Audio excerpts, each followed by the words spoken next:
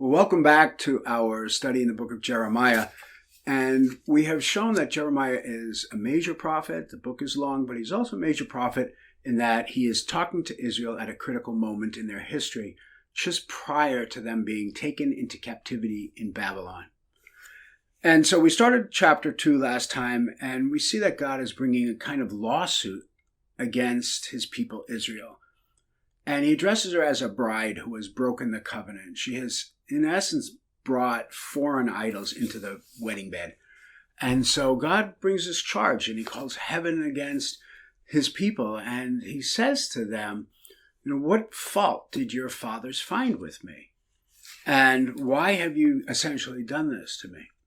So we'll continue in chapter 2 today. I won't be able to read all the verses, so I recommend that in between these videos, first that you read the entire book of Jeremiah in 1 or 2 sittings. It's 52 chapters, it's quite a ways, but it will help you with the big picture. And then second, as we go through, make sure you read the chapter preferably ahead of time, because what I say will make more sense if you do that. Chapter 2 is a little long, so that's one of those places where it will help you to read. In fact, if you want, pause the video now, read chapter 2, and then come on back.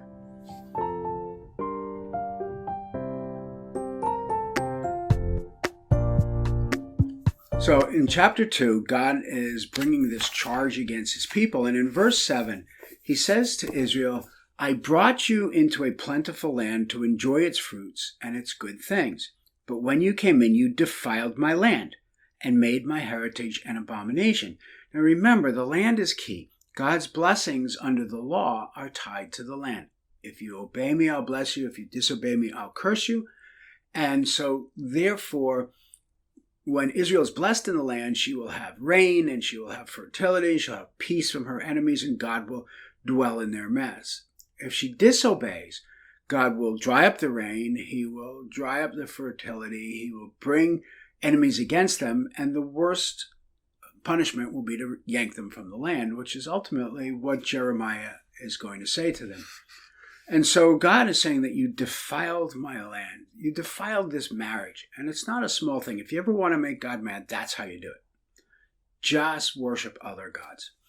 So picking it up in verse 8, the priests did not say, where is the Lord? Those who handle the law did not know me. Now, it's talking about the same people there, I think. It's talking about the priests. The priests were the ones who had the book. They're the ones that were to teach the people what it meant to follow a holy God. And if the teachers aren't teaching, then the people aren't following the Lord. And so God brings a heavy criticism against the priests. Where is the Lord? They never asked it. It's sort of like they didn't know he was absent. The same exact thing happens to the church. In the letters to the 7 churches in the book of Revelation, Jesus talks to the Laodicean church. And that's a church that thinks everything is going well, think they're healthy and wealthy. They don't realize that they're poor, pitiable, blind, and naked. And so Jesus is there knocking on the door of his own church. Behold, I stand at the door and knock. Now that's Jesus knocking on the door of his own church. They don't even realize he's not outside the church. So I would ask the same question today. I hear an awful lot. I hear talk about the church, and our church does this, and our church does that, and we're involved in this, or I like this about our church, and I like this sermon or that sermon. But I've trained my ear to listen for Jesus, and I'm not hearing Jesus. So after a while, you have to think, in all the activity that we have as believers, and all the activity of the church, have we forgotten Jesus? Why isn't he the central message? Why aren't we talking about what Jesus has done in my life and how he has changed my life and how he has met me in the hard places, how he has caused me to be a different person, how he has saved me, how his grace affects me. And after a while, when you start to train yourself to hear it, the silence of not hearing Jesus is deafening. And so when God says to the priests, you have not said, where is the Lord? I think they probably don't even realize it. They're so busy doing the religious thing and exercising their control and power, they don't realize that God's not there. The shepherds transgressed against me. The shepherds are the rulers. They're the kings, the governors, the principals who are actually leading the people. They too have transgressed against God. And between The priests and the shepherds, we got a problem, but the third part of the problem is the prophets. The prophets have prophesied by Baal, and they went after things that have no profit. And that's a play on words in English between prophet and prophet, but not in the Hebrew text. So there's three basic governing roles in Israel. There is the priests who, under the law, are teaching the people. There is the king or the shepherds who would be governing the people. And then there's the prophets, whose job it is always to get everybody back on track. When the king or the leaders are off track, it's the prophet that comes in and delivers that message of correction. But not if the prophets are listening to Baal. So it's sort of like Israel's tripartite government is all flawed. One's not asking where God is, and they should know. The other one should be leading people to follow Jesus, but the transgression is they're not following the Lord. And the third one is the prophets, who are the last correction of the nation. They are prophesying by Baal, which is God's enemy. Verse 9, therefore I will contend with you, declares the Lord. This is the legal suit. This is God getting angry at his people. And I'll contend with your children's children, I will contend. So this is a generational thing. It took a long time for it to happen. And at the same time, its effects are going to be long-lasting. It takes, even in history as we can see it usually takes a while for a country or an empire to fall. They can fall quickly at the end, but there's always a build-up. And that's the erosion of sin at the foundation. I look at our own country and I realize how far we have come over the last couple hundred years, how far we've come in the last couple of decades in embracing sin and thinking in our mind we're making a stronger nation when in reality it's becoming weaker. But the same thing holds for the church as well. Praise God, the foundation of the church is Jesus Christ. It doesn't erode. So what happens is, as we get off base, he will correct and discipline us, like in the 7 churches in the book of Revelation. Verse 10. For cross to the coast of Cyprus and see, or to Kedar and examine with care. See if there's been such a thing. A nation has changed its gods, even though they're not gods. This is the crazy thing. How can we unmoor ourselves from God, is what he's saying. My people have changed their glory for that which does not profit, meaning idols. Idolatry is the issue here. And behind every idol is a demon. So it's not surprising in verse 12, God says, be appalled, O heavens, at this. Be shocked, be utterly destitute. This is like he's calling this before the jury of heaven. Don't forget, this is a trial. And so God is looking to the heavens and the host of heaven, by the way, which would be the angels. And look at what's happening here. My people have swapped out gods for demons. And with that is going to come the blindness. God gets very specific. Here's the charge. Verse 13. My people have committed 2 evils. Number 1, they have forsaken me. So that's Jesus talking to the church in Ephesus. I have this against you. You have forsaken your first love. So here it's that you have forsaken me. And again, it comes back to what I said. Are you following your church? Are you following the activities? Or are you following Jesus? We're supposed to be making disciples, not members. But I worry sometimes that churches are making members. I'm not saying membership is wrong. I am saying that membership at the cost of discipleship is wrong. And so we can attach people to an organization and get them very, very busy. And oh, by the way, never introduce them to Jesus. The mission of the church is to make disciples, not to make members. And there is a huge difference between the two. Second thing Israel's done is they've hewed out cisterns for themselves, broken cisterns that can hold no water. They have to be in that culture, is that they didn't have a waterworks department and water bureau and pipes and lakes and distillation plants and all. They had rain. And in order to gather the rain, they would dig these holes in the ground and line them with plaster or clay to hold the water, and that would be a cistern. Times of drought, of course, they would dry up. So here, they're making these cisterns, and they're probably cracked. They're not even holding water. That's a poetic way of saying they're relying on themselves. So not only have they forsaken me, but they're relying on themselves. We could say the same thing in the church. It's like, we have all these goals and strategies, and we have visions, and it's like, oh, here's the vision for the church, and here's how we're going to get there, and here's the goal, and here's what we have to do to get there. Never or often not distinguishing between doing a good thing and doing a God thing. We're called to do a God thing, not just a good thing. And it's never wrong to do good, unless it's at the expense of doing what God wants to do. And that's the thing, we rely on ourselves. If we just do this, this will be the result. If we just have this program, this is going to be the result. And the Christian faith is exactly that, faith. And God, by his nature, does not normally lay out all the pieces for us in advance, or it wouldn't be faith. So God has these two things against him. Number one is they have forsaken him, and number two, they're self-reliant. He goes on in verse 14, is Israel a slave? Is he a homeborn servant? Why then has he become a prey? Lions have roared against him. They have roared loudly. They have made his land a waste. His cities are in ruin without inhabitants. He's probably talking there about the northern tribes that were beaten up by the Assyrians in 722 BC. Now, this is before Jeremiah is prophesying. But the effect of this has been felt. The tribes and the cities of northern Israel have been beaten up by these Assyrians, who I've called before the original terrorists of the Bible. They were a militaristic, they were like Klingons. They were Klingons. And so their heavy yoke was felt keenly by the northern tribes. And their symbol was the lion. So this is probably the reference. But in verse 16, he now talks about the other nation. This is the Egyptians. Moreover, the men of Memphis and Tapanhes, that's both in Egypt, have shaved the crown of your head.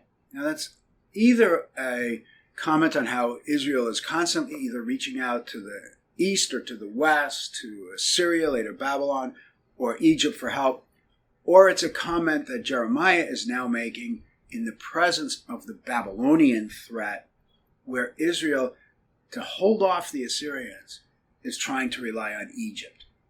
Pharaoh Necho will kill King Josiah at Megiddo in 609 BC, but that again is, that's Israel not wanting to trust God, but trying to build this alliance, or trying to challenge the alliance. In this case, Josiah is trying to challenge King Pharaoh Necho, who's actually going to war against the Assyrians. Josiah got in the wrong place at the wrong time. Either way, this is during Jeremiah's period. Jeremiah is very clear. Don't trust in Egypt. Don't trust in Assyria. And God is very angry with them. What do you gain by going to Egypt to drink the waters of the Nile? Or what do you gain by going to Assyria and drink the waters of the Euphrates? It's verse 18, which is the one that gives me the interpretation of these prior verses. Either he says, Egypt, Assyria. Your evil will chastise you, and your apostasy will reprove you. Know and see that it is evil and bitter for you to do what? To forsake the Lord your God. The fear of me is not in you, declares the Lord. Now, fear of the Lord is the beginning of knowledge. The fear of the Lord is the beginning of wisdom. How easy it is to rely on our own wisdom, our own strategies. We think we have everything understood, even the universe. We boil the universe down to a series of laws, immutable laws, and we can understand them and control them until the advent of quantum physics. Now all of a sudden we realize, whoa, there's this dimension of the unpredictability and chaos right on the subatomic level. We don't know as much as we think we know. For long ago, I broke your yoke and burst your bonds, but you said, I will not serve. Yes, on every high hill and under every green tree you bowed down like a whore. Tough language. Verse 21, yet I planted you a choice vine, wholly of pure seed. How then have you turned denigrate and become a wild vine? Though you wash yourself with lye and use much soap, the stain of your guilt is still before me, says the Lord. So God is saying, even though I picked you as a people and I planted you in a great place, you've defiled this land, and you've done it by chasing after gods. Verse 23, how can you say, I am not unclean? I have not gone after Baals. So that's what's happening. They're going after these Canaanite gods. They're worshiping these gods that really are nothing and no power. And God is saying, you're even denying the fact that you've done it. You're denying the problem. You don't even think that you're saved. Even that is, again, back to the Laodicean church. The difficulty of Laodicean church is they think they're well. And they don't even realize they're poor and pitiable, blind and naked. And how we can think the same thing. We think that we've got it all figured out. We think we're well, and we do not realize how sick we've become. There's a need to call the church to revival. And this is a Holy Spirit thing. because we don't realize how systemic the sickness is. And here's a rule of thumb that we say at Charlotte Wake. We boil it down to this. A healthy church is marked by disciples making disciples, leaders training leaders, and congregations multiplying congregations. In an unhealthy church, disciples will make, or churches will make members. They'll hire leaders, not necessarily with the characteristics of 1 Timothy 3 and Titus 1 and being able to see them and see how they act in their families. And then instead of churches birthing new churches, we clone organizations with similar DNA, and then we talk about market share. These are signs of unhealthiness, and they're systemic. And we think we're healthy because we're measuring the wrong things. We might measure the number of people coming or the effectiveness of outreach in terms of good accomplished. But how do you measure a heart that is totally in love and devoted to Jesus? Those are disciples. And then God just says more. He calls Israel a wild donkey in verse 24. In her heat, sniffing the wind. I mean, that's a graphic picture. She's sniffing for all these false gods. None who seek her need weary themselves. In her month they will find her. She's out there just looking for you. He says in the end of verse 25, but you said it is hopeless, for I have loved foreigners, and after them I will go. So Israel is looking to help herself by going after foreign powers and forsaking God by going after foreign gods. And then God talks about their shame in verse 26 and verse 27. As a thief is shamed when caught, so the house of Israel shall be shamed, and their kings, their officials, their priests, their prophets, who say to a tree, you are my father, and a stone, you gave me birth, for they turned their back on me and not their face. And there's a shame to that. Our whole culture has done it. We've said, we're not created, we evolved. There is no creator. Despite everything we see, despite the order, despite the reason, despite the beauty, this is uncaused. It just happens to be. And it's a shameful thing to look at the beauty of God and say, I did that myself, or I just came as a result of random chance. But where are your gods that you have made for yourself? Let them arise if they can save you in your time of trouble. For as many as your cities, so are your gods. And there is the problem. It's the idolatry that has run throughout the nation. Why do you contend with me? That's the same word as God says, I'm going to contend with you. I'm going to bring a legal charge against you. And now the tables are turned. Instead, Israel thinks, I can contend with God. That's like holding God to account. In vain have I struck your children. They took no correction. In other words, God has tried to work with them, but they have been just obstinate. Behold the word of the Lord. Have I been a wilderness to Israel, or a lack of thick darkness? Have I been an unfaithful husband in this marriage? Would be a way of saying it. Then why then do my people say, we are free and we will come no more to you? It's like, they broke the marriage. They say God's unfaithful, but God hasn't been unfaithful. They have been unfaithful.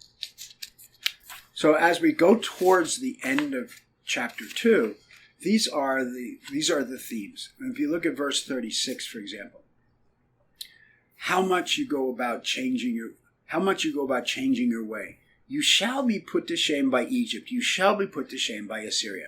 That's God honoring the conditions of the Mosaic covenant of the law. If you bless me, I'll bless you. If you disobey me, I'll curse you. And one of the ways I'll do that is I'll bring foreigners into the land. And here you're trying to find, you yourself are trying to bring foreigners in the land by reaching out to these other nations. Verse 37, from it too you will come away with your hands on your head, for the Lord has rejected those in whom you trust, and you will not prosper by that. Now, as we close this section, go back to the historical setting. God's been talking about Assyria, and he's been talking about Egypt. And he's been talking about how they are feeling the pain of going to other places instead of going to God. But when Jeremiah is writing this, he's writing it to a group of people in Jerusalem, in Judah, in the 600s BC, 605, somewhere around there, when Babylon is at the doorsteps. It's Babylon now, not Assyria. Assyria has fallen. Babylon has risen. Babylon is on the doorstep. They're about to take the nation captive. And Judah, Israel, the leaders, the priests, the prophets, they don't want to hear that destruction is at hand. And what God is saying through Jeremiah is, hey, just open your eyes. You saw what Assyria did. You saw what Egypt did. Babylon's going to be far worse than that. And you're right on the doorstep of destruction because you think you're well, but you're not. The things about spiritual blindness, there's two things. Number one is when you're spiritually blind, you don't know that you're spiritually blind. Unlike physical blindness, you bump into walls, and spiritual blindness, you don't know. Second thing about spiritual blindness is you think you see. And that's the thing for the church today, is that the only way we can know if we see is by God's Spirit and God's Word. And when we think that we're okay when we're not, that's a deep sickness. And we cry out to God, to His Spirit, that He would awaken His church at such a time as this, such a time in our nation, such a time in our city, when it's obvious, or should be obvious, that things are no longer well, things are no longer the same. Look at the division, look at the immorality, look at the things we constantly say to each other. Wow, I remember when it wasn't like this. Who would have thought it would be like this? We are in desperate times. And yet, when will the church be awakened? When will they realize we think we're okay, we're not okay? Desperate times, desperate measures. We need to wake up.